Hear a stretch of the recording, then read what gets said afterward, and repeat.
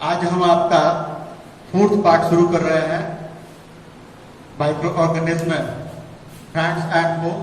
ये आपका fourth part जो है फूड प्रिजर्वेशन इसको आपको बता रहे हैं। देखिए फूड प्रिजर्वेशन क्या होता है यह जानिए आप। प्रायः जब भी हम लोग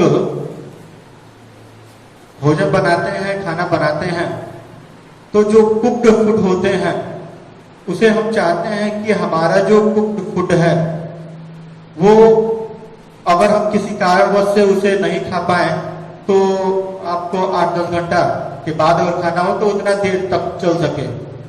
तो प्रायः फूड को बचाने के लिए, फूड को प्रिजर्व करने के लिए कुछ प्रोसेस हम लोग करते हैं। जैसे कि दूध अगर है तो दूध को गर्म कर देते हैं या उसे फ्रिज में डाल देते हैं। तो इस तरीके से क्या होता है कि भोजन जो है वो कुछ समय तक के लिए बच जाता है। अनाज जो है, अनाज को भी हम लोग क्या करते हैं, जो भी हमारा सीरियल्स होते हैं उसको भी ज्यादा दिनों तक स्टोर किया जाता है। तो उसके लिए भी कुछ मेथड है। जैसे कि उसे पहले सुखा दिया जाता है ताकि वो स्पॉइल ना हो माइक्रो ऑर्गेनिज्म के द्वारा। इस तरीके से हम लोग कुछ मेथड हैं जिसके माध्यम से हम लोग अपने कुक फूड को और रो फूड दोनों को बचाते हैं। तो फूड प्रिजर्वेशन क्या होता है? Food preservation the process by which spoilage of food is prevented. Food के जो स्पॉइलेज है उसको प्रिवेंट किया जाता है यूजिंग केमिकल और physical method is called food preservation. इसको क्या कहेंगे? फूड प्रिजर्वेशन कहेंगे। The most common method are, सबसे पहले आपका केमिकल मेथड। केमिकल मेथड में क्या होता है? केमिकल मेथड में जब भी हम लोग केमिकल का प्रयोग करते हैं, जैसे कि आपको सोडियम बेंजोनेट हुआ, सिट्रिक एसिड हुए, पोटेशियम आपको बेटा बाइसल्फेट हो गया। तो ये जितने भी केमिकल हैं इनका प्रयोग जब हम लोग करते हैं तो ये क्या करते हैं कि ऑक्सीजन को रिमूव कर देते हैं भोजन से। ऑक्सीजन को रिमूव करने के कारण जो एरोबिक बैक्टीरिया है वो आपको का ग्रोथ जो रुक जाता है। इस तरीके से ये केमिकल मेथड जो है, इस केमिकल मेथड के माध्यम से हम लोग अपने भोजन को प्रिजर्व कर लेते हैं। Sodium benzoate is used for preserving fruit juice. ठीक है, तो इस तरीके से आपको केमिकल मेथड ये है, केमिकल मेथड के माध्यम से भोजन को प्रिजर्व किया जाता है। फिर आपका नेक्स्ट जो है वो साल्टिंग है। साल्टिंग के माध्यम से भी हम लोग भोजन को प्रिजर्व करते हैं। प्रायः आप लोगों ने देखा होगा कि साल्टिंग के द्वारा मीट को, फिश को या आंवला हुआ, जब भी हम लोग पिकल्स बनाते हैं तो साल्टिंग के माध्यम से भी भोजन को प्रिजर्व किया जाता है। शुगर के माध्यम से भी भोजन को प्रिजर्व किए जाते हैं। ठीक है ना? तो साल्टिंग हम लोग देखेंगे।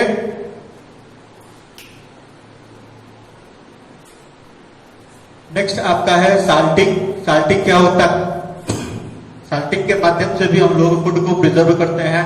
Salting is used to preserve meat, fish, amla, raw mango, tamarind etc. तो आपने देखा होगा कि साल्टिंग के माध्यम से हम लोग कच्चा आम होता है, कच्चे आम को जब नमक उसमें लगा देते हैं या टैमरिंड में लगाते हैं तो वो ज्यादा दिन तक हम उसे प्रिजर्व करके रखते हैं। शुगर के माध्यम से और साल्ट के माध्यम से। इन दोनों प्रोसेस में क्या होता है कि जब भी हम लोग शुगर या साल्ट का प्रयोग करते हैं प्रिजर्वेशन के लिए तो ये मॉइस्चर को गेट कर देता है। फूड में मौजूद जो मॉइस्चर है उसे खींच लेता है और भोजन को ड्राई कर देता है। तो ड्राई होने के कारण माइक्रो ऑर्गेनिज्म का जो ग्रोथ है वो कमजोर पड़ जाता है, जिसके कारण हमारा जो ये भोजन जो है ये आपको साल्टिंग के माध्यम से और शुगर के द्वारा आसानी से हम लोग प्रिजर्व कर लेते हैं। शुगर के माध्यम से जैम, जेली, एस्क्वाश, कुचा को कहा जाता है एस्क्वाश, ये हम लोग प्रिजर्व कर लेते हैं। ऑयल में भी जब हम लोग किसी फूड को ऑयल में रख देते हैं, जैसे कि आप लोग ने पिकल देखे होंगे, प्राय वेजिटेबल्स के, फ्रूट के पिकल्स बनाए जाते हैं, अचार बनाया जाता है, उसे हम लोग उसे हम लोग ऑयल में डाल देते हैं।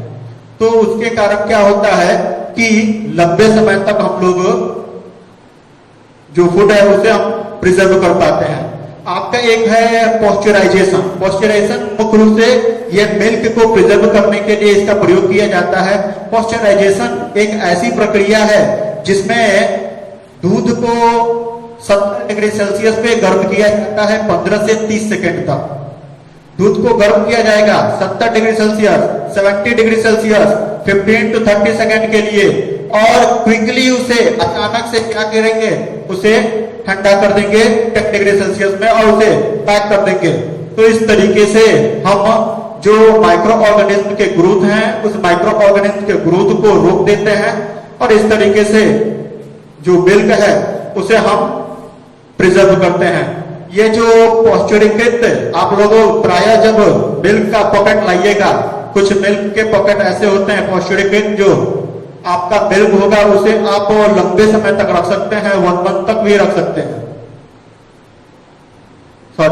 वो आपको ये पॉस्चरीकृत जो होता है इसको आप मतलब कि बिना बॉयल किए भी इस मिल्क का प्रयोग किया जा सकता है। तो ये था आपका पॉस्चराइजेशन। आगे देखते हैं, चलिए स्टार्ट कीजिए। अब नेक्स्ट हम लोगों को पढ़ना है बाई कूलिंग और फ्रीजिंग। तो ये तो प्राय हम लोग घर में यूज करते ही हैं। जो भी भोजन होते हैं, भोजन अगर बच जाता है तो उसे प्राय हम क्या करते हैं, फ्रिज में डाल देते हैं, या फ्रिज में डालेंगे मतलब कि ठंडा उसे करेंगे। तो इस तरीके से जो भोजन है उसे हम लंबे समय तक चला सकते हैं। कैनिंग और वैक्यूम पैकिंग, इसमें क्या किया जाता है कि भोजन को गर्म किया जाता है, गर्म करने के बाद उसे डायरेक्टली क्या करेंगे, एयर टाइट कैन उसे पैक कर देंगे। जब एयर टाइट कैन में उसे पैक कर देंगे तो उसके बाद माइक्रो ऑर्गेनिज्म के ग्रोथ जो है वो रुक जाता है। इस तरीके से हम अपने भोजन को बचा लेते हैं। प्रिजर्वेशन बाय हीटिंग, प्राय हम लोग समर सीजन में ही देखते हैं कि घर के जो भी भोजन होते हैं, घर में जो भी भोजन होते हैं उसको हम लोग गर्म करते हैं, जैसे कि पल्स हुए या वेजिटेबल्स हुए, तो उसको जब गर्म कर देते हैं तो गर्म करने के बाद क्या होगा कि माइक्रो ऑर्गेनिज्म के जो ग्रोथ हैं वो माइक्रो ऑर्गेनिज्म का ग्रोथ स्लो पड़ जाता है। जब माइक्रो ऑर्गेनिज्म के ग्रोथ स्लो पड़ जाएंगे तो भोजन को कुछ समय तक के लिए प्रिजर्व किया जा सकता है। तो इस तरीके से हीटिंग के माध्यम से भोजन को प्रिजर्व किया जाता है। लास्ट आपका है डिहाइड्रेशन।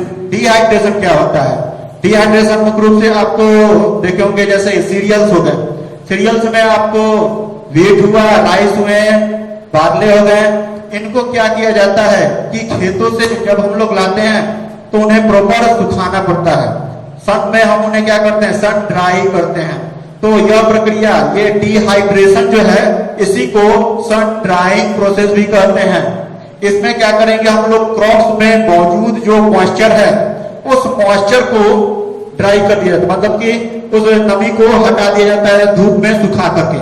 तो जब धूप में हम सुखा देते हैं डिहाइड्रेशन की प्रक्रिया में, उसके बाद हम लोग अनाज को लंबे समय तक प्रिजर्व कर सकते हैं।